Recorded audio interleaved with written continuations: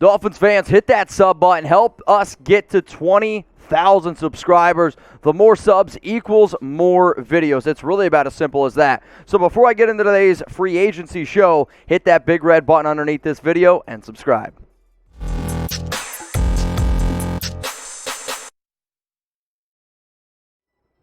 Miami Dolphins 2022 free agents, Mitchell Renz from Chat Sports, ready to break it all down for you. So Miami, going into the offseason, has 23 players who are set to become, or I guess set to enter NFL free agency, and I'm going to break them all down, whether they're unrestricted, restricted, exclusive rights free agents, and for those of you that don't know what that means, I'll even break that down for you as well. Now, to start off the top, we're going to go from the bigger names and kind of work our way down, and the way that this is ordered in the beginning is simply because of how much money they were scheduled to make in 2021.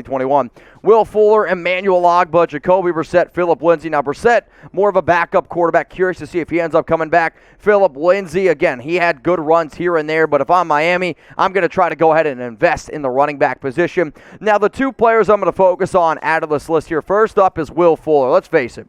Will Fuller was not worth the money. 4 catches, 26 yards, made over $10 million, and 3 of these catches, yeah, they came in week 1 up against the Raiders. So, Fuller dealt with tons and tons of injuries, which has kind of always been his MO. I would be absolutely shocked, and yes, shocked, if Miami decided to go ahead and bring back Fuller. Now, probably the biggest name in this whole class, especially on the defensive side of the football for Miami, is Emmanuel Ogbah, where in 2021 he had 41 tackles, 9 sacks, 9 tackles for loss, a forced fumble, and a fumble recovery. Over the past 2 seasons, probably one of the most consistent players on that defense has been Ogbah, which has actually really helped guys like Byron Jones, Xavier Howard, that secondary, because if you're only bringing a few guys like they'd like to do, that really helps out some of your secondary players. If I was Miami, Ogbah would probably be my top priority to try to go ahead and bring back. Now, you guys let me know down in the comments.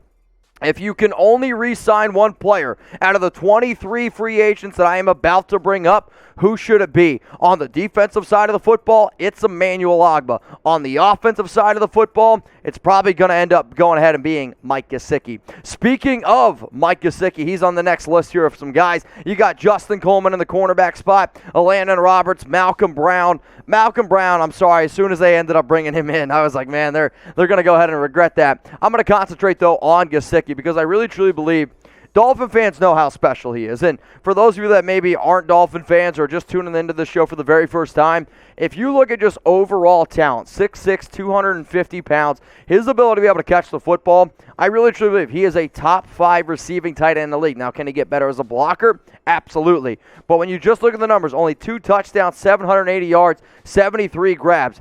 I really wish Miami would have got him involved a little bit more. And with this question that I'm about to ask, should the Dolphins bring back Gesicki? Why for yes and for no? A lot of y'all are like, well, absolutely. He was a second-round pick. Why are you even asking this question? I'm asking this question because this past year's draft, the Dolphins went out and drafted Hunter Long from Boston College in the 3rd round, and I was like, man, I almost feel like that they drafted him to be a potential Gesicki replacement. Now, I could also sit here and say it could be more to try to replace Durham Smythe, who is also going to be a free agent, but you guys let me know. I am absolutely typing my Y for yes, because if you want Tua to progress, the best thing, minus Jalen Waddle working on that offense, is Mike Gesicki. Let's keep these free agents moving here. You got Michael Palardy, Jason McCourty, John Jenkins, and then Duke Riley. I mean, the main name to concentrate here is on Jason McCourty, because I really believe that McCourty came over to Miami, if you will, because of Brian Flores, some of those connections when they used to be together in New England.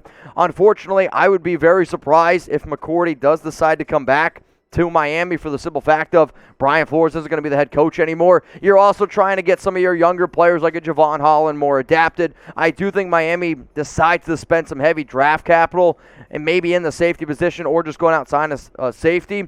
But Jason McCourty is somebody who I do not anticipate coming back here for Miami. Now, if anybody out there wants to bet on who's going to be the next Dolphins head coach, if you want to bet on the Super Bowl, what about AFC, NFC champions, you can go ahead and do that at chatsports.com/bet. But you got to use promo code Dolphins125. That's going to get you the 125% deposit bonus. If you want to bet on the Monday Night Football playoff game tonight. If you want to bet on any of the playoff games, I'm telling you this, if you've never put money down on a game, dude, it makes it so much more exhilarating. Even if you just I'm not kidding you, even if you just put down like $5, you're going to enjoy it a whole lot more. So chatsports.com/bet, promo code Dolphins125 for 125% deposit bonus. Let's keep this rolling here with some more unrestricted free agents. Mack Hollins at the wide receiver position.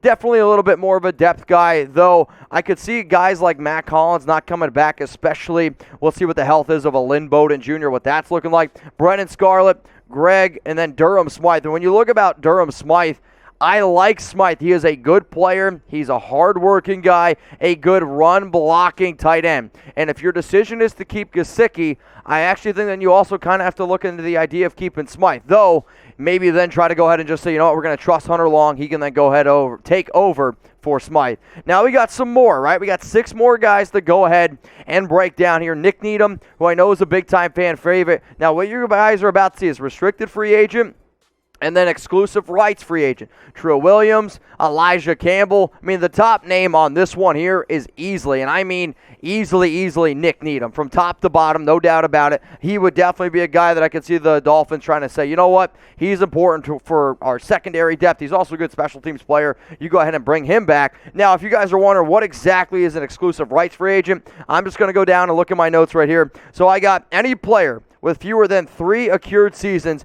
and an expired contract. If his original team offered him a 1-year contract at the league minimum based on his credited seasons, the player cannot negotiate with other teams. So in terms of overall free agents, right, for the guys that have played more than 6 seasons, unrestricted free agents, restricted, they can go out, they can sign with other guys, or other teams, excuse me.